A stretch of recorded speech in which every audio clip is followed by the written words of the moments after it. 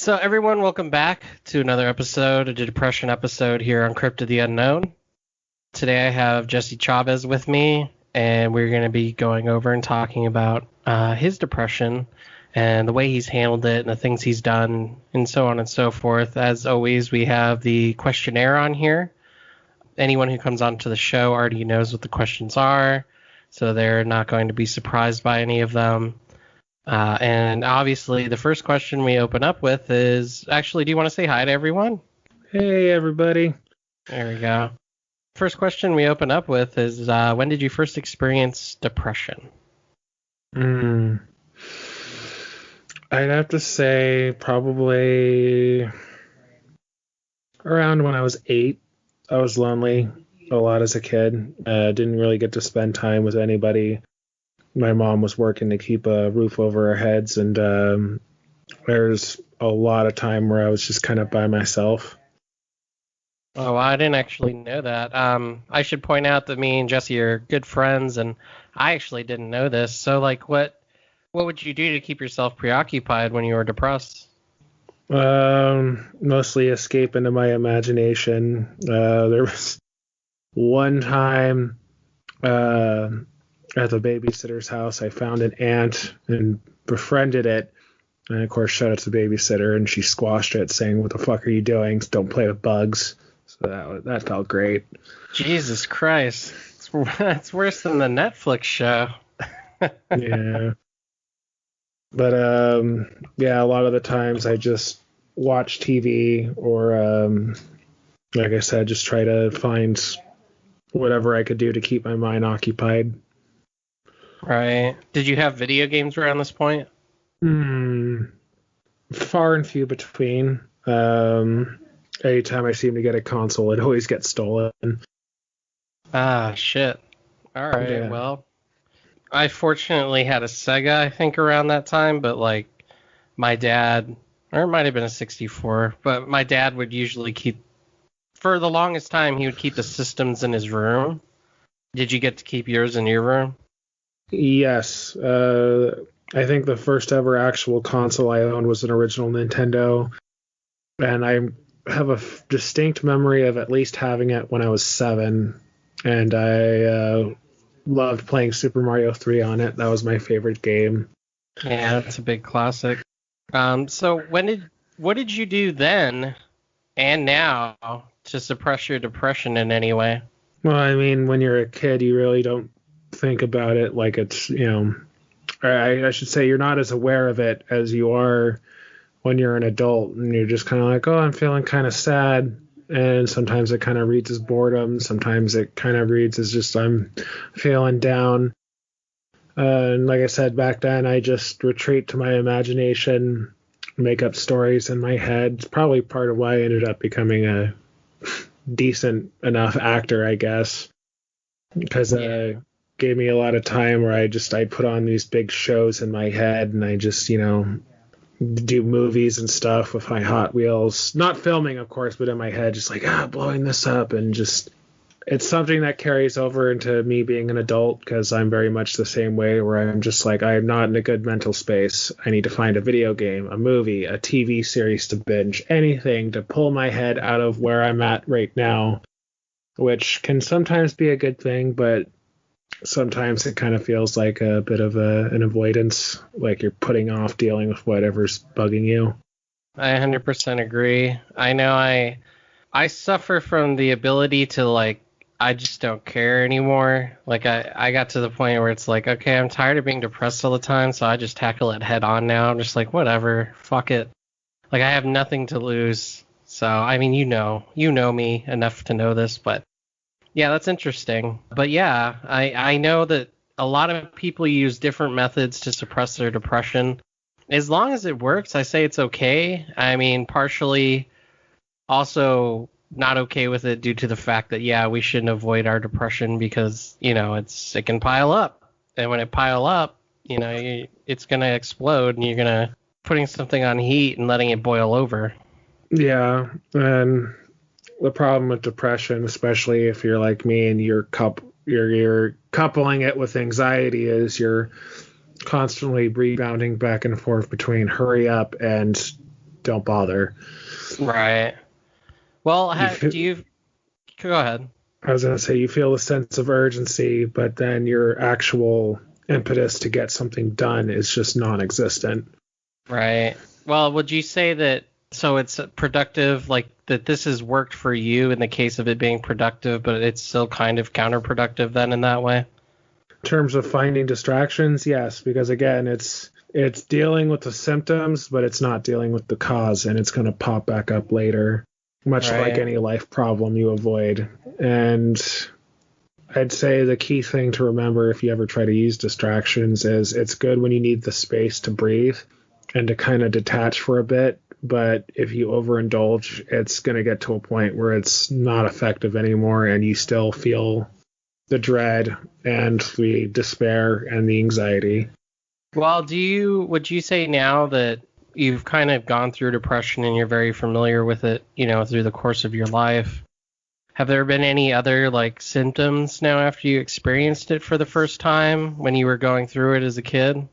Like, did you already have like any like psychological problems, or were you having anxiety at a young age? I didn't have anxiety till I was about 18, so. I've always had people commenting on how I collect stress. I'm like a magnet. I don't displace it or discharge it. And even when I was younger, I was constantly chastised for my temper, and my mom referred to me as like I was a soda can or a soda bottle. I get shaken up, and then I just keep going till I pop, which is not great. If you ever want to have a healthy relationship or friendship or anything like that. It's something I try to be more aware of as an adult, and I would like to say that I've gotten a little better at communication and letting people know, hey, what you said or did was not okay. Here's why I feel that way, and be thankful that I'm calmly explaining this to you instead of screaming, so intensely I got a vein popping out of my neck, I think that's a big thing that we should all take into account too, is that you shouldn't be afraid to speak up for yourself, especially when somebody's in the wrong. And I think there's been times where I've gotten into an argument with someone where they've said something stupid and they were like, well, it wasn't a big deal. It's like, well, it wasn't a big deal to you, but I'm telling you it was a big deal to me. And at that point you should be, aware enough to respect it and apologize maybe, because at the end of the day, I think a lot of people are afraid to apologize about things. They're afraid to admit they're wrong. I'm not. In fact, there was a point recently where I had to apologize to somebody and I had to eat it. I mean, and she was telling me, she's like, you never should have said that. You never should have said this. And I was like, you know what? You're right. I shouldn't have. And I had to eat it, and it sucked. But at the same time, it's like, people should just be aware of that, and being depressed and calling them out on it. Don't be afraid to do that. I advocate for that anyway. I don't know about you, Chavo. I've never been one to balk at admitting that I'm wrong.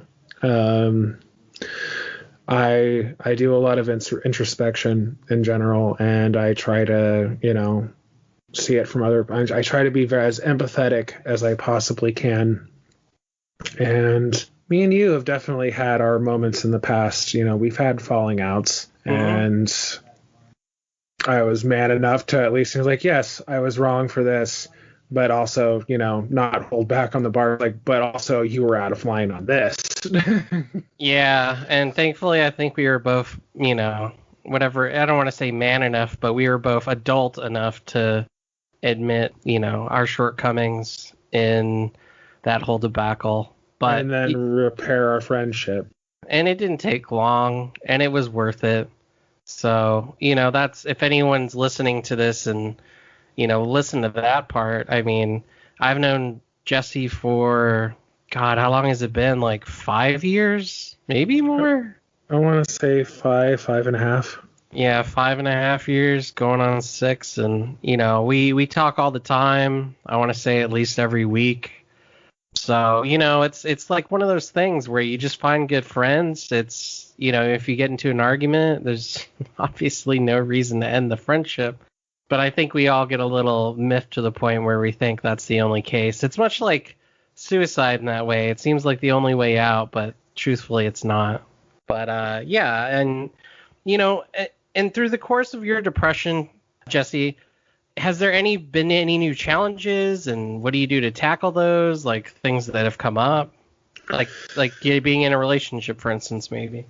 Well, through trial and error, I've tried to abide by not treating my partner like a therapist. Like it's good to be able to talk about your problems with the person you're with, and you should. It's part of, the work that you put in a healthy relationship.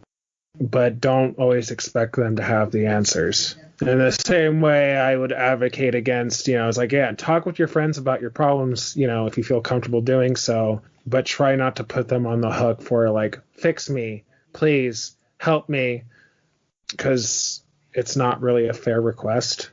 They're not trained professionals. I tried taking on the role of, the savior for a lot of people in high school, because I always prided myself on being the voice of reason, when at the end of the day, it just drove me insane.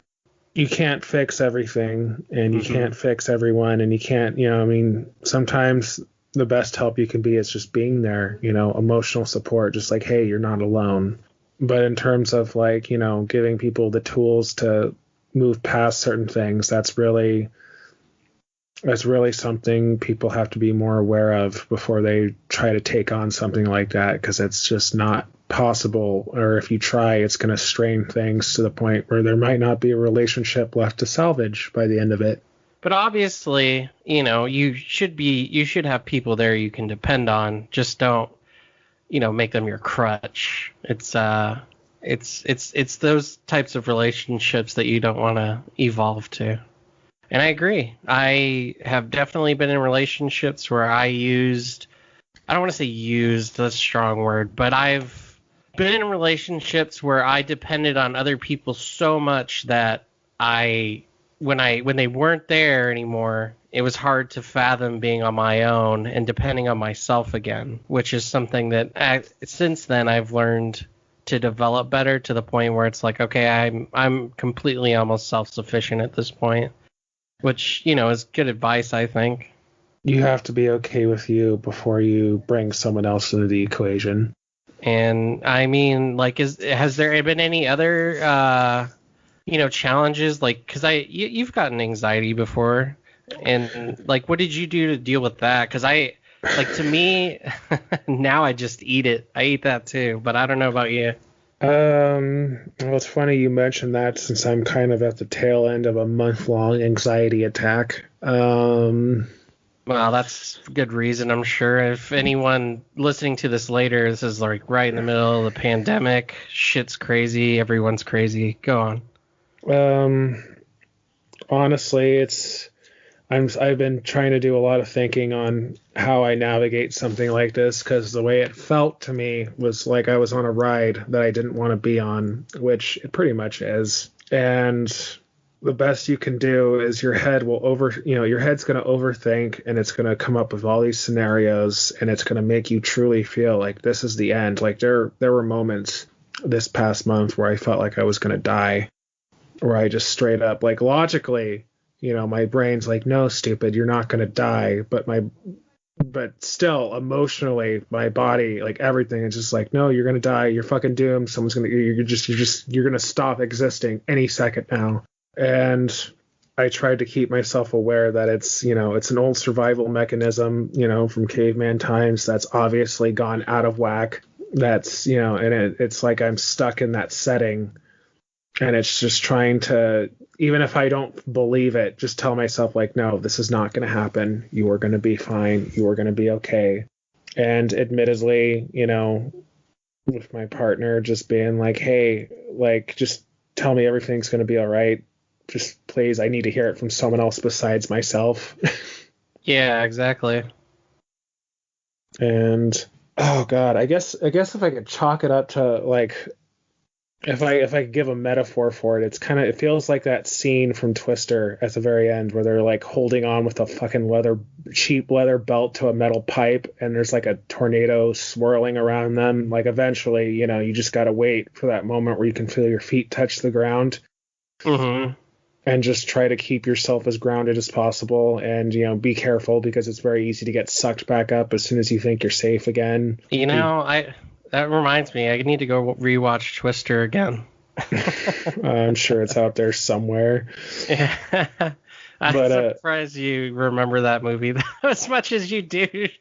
Oh, that'll be a story for another show on a lighter topic. Yeah. But as soon as you can start getting those moments of feeling grounded again and, kind of finding the eyes of the storm, then you start to realize like, oh, this is a temporary feeling. This isn't permanent. Right. Yeah. And that's the thing, everyone thinks that their depression is going to last forever. And I know when you're in the middle of it, and you've probably had this problem too, Chavo, but when you're like right in the depths of it and it's the worst it can ever be, it's like, how do I get out? And it seems impossible, even though it's not. It's not even close to impossible. It's the easiest thing in the world, but we tell ourselves it's fucking impossible. Depression, anxiety feels like there's going to be immediate death. Depression feels like you're just going to waste away into nothing. Mm-hmm. And they have a lot of overlap in their strategies in terms of like making you feel like there is no hope. It'll alter your perspective on things to the point where you feel like you're beyond saving, you're beyond helping. And unfortunately, some people end up believing it to the extent where they just decide to end things. It's like a tragedy. It's especially like with the whole thing about healthcare and just the way it works and how more money goes to shit we don't need than, helping people generally. And there's like this huge stigma in America about depression that doesn't even need to be there. And it's ridiculous. And that's part of the reason why we're doing this. So yeah, I think you're right, Chava. I wish I could afford therapy. I really wish a lot more people could afford therapy, or there was a cheaper option. Yeah, to be honest, I don't even think I need therapy, but I would like to go and try it out. I'd try it out for a couple months and see how I feel, but I can't afford it. Yeah, I'm sure there's people who need it a little more than me, but just something, to get a perspective on things. Mm-hmm. Build up some immunity mental-wise. Because I can't ever in good conscience just tell someone like, yeah, you know what you need? A bike ride and sunshine and fresh air, because that doesn't always work. Just go up to them and open a bag. Fresh air. Yeah. And I feel bad because like a therapist would be the best option. Not all of them are perfect. It's kind of like finding a decent fit. You have to go through a few, but mm-hmm. I can't even tell them that because it's like, with what money, with what paycheck? We're paid peanuts, Yeah, we don't get paid shit. And that's also a depressing thing. Like I'm dealing with anxiety, depression, PTSD, because I got robbed at work. And the best they could do is like, well, we can give you like 2 phone sessions with our therapist. And I'm just like, oh, 2? You spoil me. Yeah, after getting a gun in my face. Yeah, and I still have nightmares where I wake up in a cold sweat after dreaming about getting my head blown off at work. And well, I wish I had a solution for that problem, but I'll let you know as soon as I find it. Yeah, well, let's hope it doesn't involve any more guns to your head. I'm trying to make little levity here, but because the next question is probably the hardest one on the whole thing here, the whole list, the manifest. It's a good lead into it. Tell us a story of the worst episode. Of anxiety or depression? You could do both. I don't know how comfortable I am going that deep. Do what you feel comfortable with. I would say my worst case of depression I I did something I'm not proud of.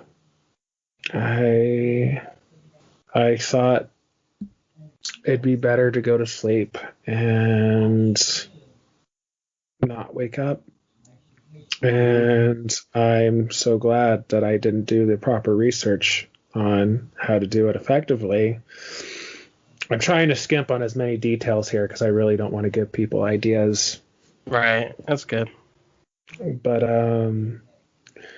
needless to say, I ended up waking up, throwing up, ruining a rug. But that's the cheapest price to pay and what could have happened. Right. And kind of had a moment where I realized, holy fuck, I almost succeeded there. And started thinking, it's like, well,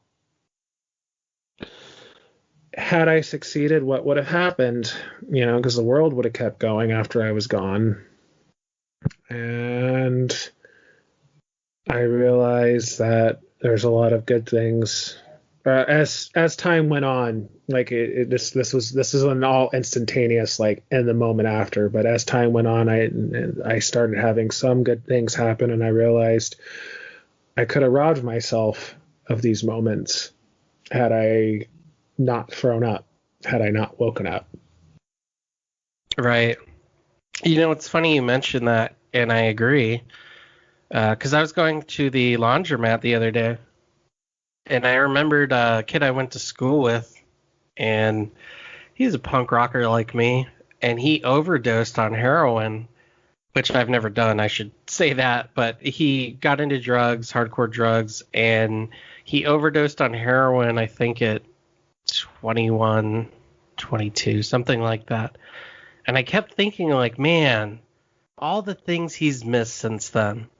All the things that he could have experienced and done, and it's like, wow, he'll never get to play Resident Evil 8. What's coming out this week? I would use that example at all. But all right. I mean, I'm just. There's joking. more to life than big-tittied vampire milfs. Contrary to popular belief. That's a huge part, though.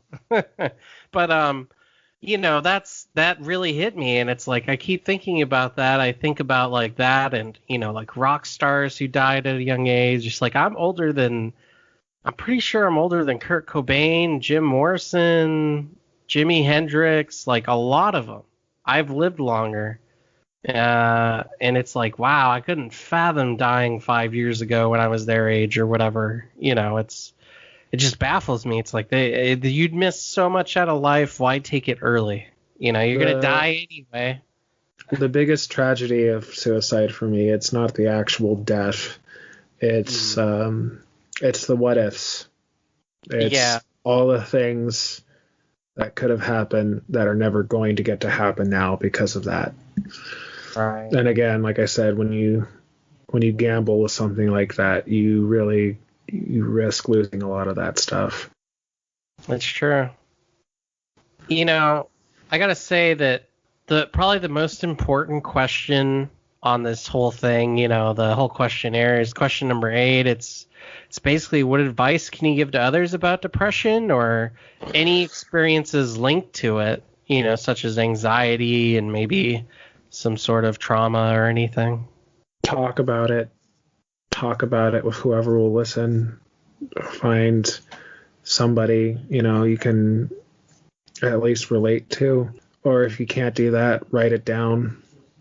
Just something where you're not holding it in all the time. And don't put movies and stuff on to just distract yourself and let it boil over. And well, just remember, there's always too much of a good thing, and distractions are a temporary fix. Much like how we use addictions. Drugs only numb the pain. Sex only numbs the pain. Alcohol, it only numbs the pain. But until you deal with the actual issue, it's not going away. Yeah, they'll never go away, ever. Ever, ever, ever. In fact, you'll probably make it worse by doing all those things. People already know, as I've talked about on the show, about me having tried to commit suicide a long time ago. over, I want to say over a decade now. But there was something peaceful about waiting to die. But at the same time, that's not. I'm so glad that didn't happen, and I'll agree. That there's so much to experience in life that if you're depriving yourself of it is fucking. It's a stupid thing. It's a stupid notion. But that's why when you're here, you still fight the good fight. And question number 9 is, how happy are you now? I know. Not very happy. Fuck it. I'll be honest. I'm not happy at all. But we are living in the middle of a pandemic. I'm dealing with tooth issues. I'm dealing with vanity issues, because I'm not sure if I'll ever get to do some of the things I'm most passionate about again because of how I look and how my health is going. I feel like garbage most of the time. Like, only 2 days ago did I finally get to a point where I could sleep for a solid 7 hours again without waking up in a panic. But for some reason or another, I'm still holding on and I'm still fighting because it's got to be better. It's got to get better. Yeah. I can't miss out on things getting better. Well, would you say that part of the reason too is that, the way the economy's going, how crazy people are getting, all that's added to it? Oh, absolutely. I work retail. I should probably have started with that. And it was already a shit position in society to be in to start with. And then once this pandemic came through and people started getting mildly inconvenienced, it got so much worse. We are not treated like human beings. We are not treated like anything capable of emotion or feeling. We are treated like automatons. And we got to experience a generation where we were told we were essential and we were heroes, and in the exact same breath denied, livable wages and hazard pay and respect. Mm-hmm. So yeah, no, it is an awful time right now, but as I keep telling myself, it's only for now. Yeah, that's true. I wonder if they would get mad at me at work if I wore a shirt there that just said hero on it. I'd be like, but I'm a hero. They told me I'm a hero. Oh, you know me. Do it. Fucking do it. Now, I honestly, if it were me, I'd probably wear a shirt on it that says, I'm just working harder, millennial. Yeah. You gotta get that promotion in for your comic. Right? But yeah, I agree, Chavo. I think the system is just stacking up to how rigged it is and how these greedy fucks are taking all the money for themselves. And it's just getting worse, Like, it was fine when I was in my early 20s because it was like, all right, well, I have the whole world ahead of me.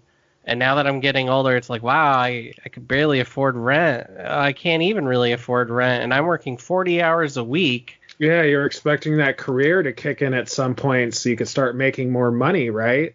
Right. And it's like I'm already making more money right now at my current job than everyone else that started around the same time I did. I'm making more than they are, and I still can't afford rent by myself.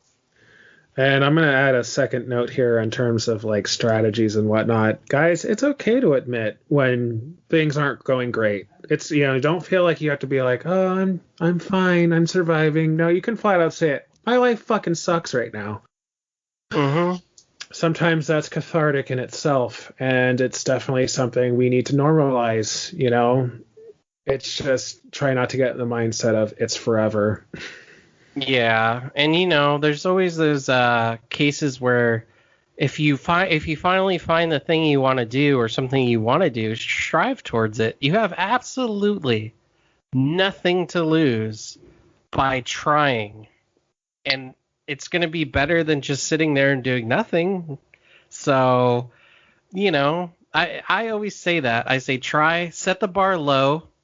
Always set the bar low. You never have to raise the bar. If your goal is to write a novel and you write 1 page a week, I mean, it may take you a couple of years, but you're setting the bar low. You're still going to get it done. It just do something is my advice. And I'm pretty sure in the end, it'll make you happy. But question number 10 is just an open discussion. Do you have anything else to say, Chavo, that you might want to let the masses know, or anything to get off your chest? It's okay to hurt. Okay. Hurting means you're human. Yeah, and sometimes hurting can also be healing. Yeah, but just try not to give, the shitty life we're currently living right now the satisfaction of defeating you. Hell, if you need to use spite as a motivator, it's always been a strong one for me, then use it. Just be like, fuck you. If you want me dead, brain, you're going to have to either develop brain cancer or figure out some other way, because this ain't going to be it. Yeah, exactly. Right now your brain's like, yes, okay. Just kidding. Come out and kill me like you fucking coward. You come down here and kill me. Yeah. But just do what you can to keep hope alive. I could use the metaphor of hope being the candle in a storm. You guard it as hard as you can, and as cliche as that is, I mean, it's still the truth. No matter how bad things are, you have to keep something inside you alive, being like, fuck it, whatever. This is temporary. We got to work towards making sure this is temporary. Right. And for anyone who doesn't know, and I'm pretty sure I'm not talking out of line here out of school, but Chavo and I've been referring to him as Chavo because that's the nickname I gave him. His real name is Jesse. Like the song. Just pick a song. There's like so many songs with the word Jesse. Please, the Janissean song, please. Don't, not the other one. But I like I said, I don't think I'm talking out of line, but like we both write. I write my comic books. I got like so many comic books being worked on right now, and various projects going, and obviously the YouTube channel. And Jesse Chavo also has writing going on, and he's actually thinking about doing his own YouTube channel pretty soon at some point. I don't know if you want to talk about that. Actually, I think it kind of would be good to give a little, like, just in case people, I don't know when you're going to start it, but what it's about maybe. So I'm thinking of starting my own podcast, although this one would definitely be a mini series, because I don't think I have the mental capacity to do something indefinite, and also the concept probably get depressing after like 10 episodes. But it's going to be like a 4-part miniseries called Reject, and it's where I talk about rejection in the theater industry, and every episode is centered around a musical that I was rejected from, and it'll also feature covers from that musical, where I basically say fuck it and sing the stuff that I wasn't allowed to sing anyway. And I'll muse on different things. It's not going to explicitly just be rejection. It'll also be what those particular shows meant to me at different times in my life. And, some of it will touch on post-college anxiety and trying to figure out what what direction I was going to go in. And some of it will touch on artistic integrity and, other details like me getting comfortable with my own queerness in terms of, coming to terms with being bi and accepting myself and all the baggage that came with. Mm-hmm. And other points, grief and teen angst and just, human stories, from my past about, what I dealt with, and just kind of hoping they're interesting enough for people to want to listen to. Yeah, it honestly sounded like a cool project when you were pitching the idea to me. I mean, not for me to be involved, but just what you had in mind for it. I got some cameo ideas for you. Because I always drag you into coming onto my my podcasts and being like, hey, can you do this thing for me? Take time out of your day. Yeah. Oh man, and if people didn't watch it, the Alice drawing session on the channel, that was like 2.5 hours long. We recorded it once, the audio was so bad we couldn't use it, so we recorded it again. And Chavo, out of the kindness of his heart, did it for me. But I think it worked out because that second recording was us just like really angry and not wanting to do it, and it kind of primed up that episode so well that I think it's like the second biggest episode on the channel. So that, it worked in our favor. Like I said, spite is a very powerful motivator. Yes. Yes, spite. So I hope this was informative to everyone. Again, the stigma in America, we want to get rid of that shit. People shouldn't be afraid to talk about their feelings, shouldn't, be financially strapped to go get any help they need mental health wise, and, be put in these positions where they just, they have no way out. And, especially right now with the way things are working and how things are just getting worse and worse, we should be bringing this to attention even more. So that's why we do this. That's why we're here. Yada, yada, yada. But I just want to thank everyone for listening, and I want to thank you for being here, Jesse. Yeah, thank you. I appreciate being here. Yeah, so hopefully if you listen to this, hopefully it helps you, share it with other people who you think might need to hear it. That was the whole point we did this, is so that people know they're not alone. And so that's about it for the episode. Again, right now, the way things are working on the channel, it's kind of sporadic, but I'm going to try and get these out at least every 2 weeks, if anything. It might be an extra week, but it's going to be there. So, yeah, thanks everyone for listening, and we'll see you again on Crypt of the Unknown. These are the Depression recordings. Bye. Bye, everyone.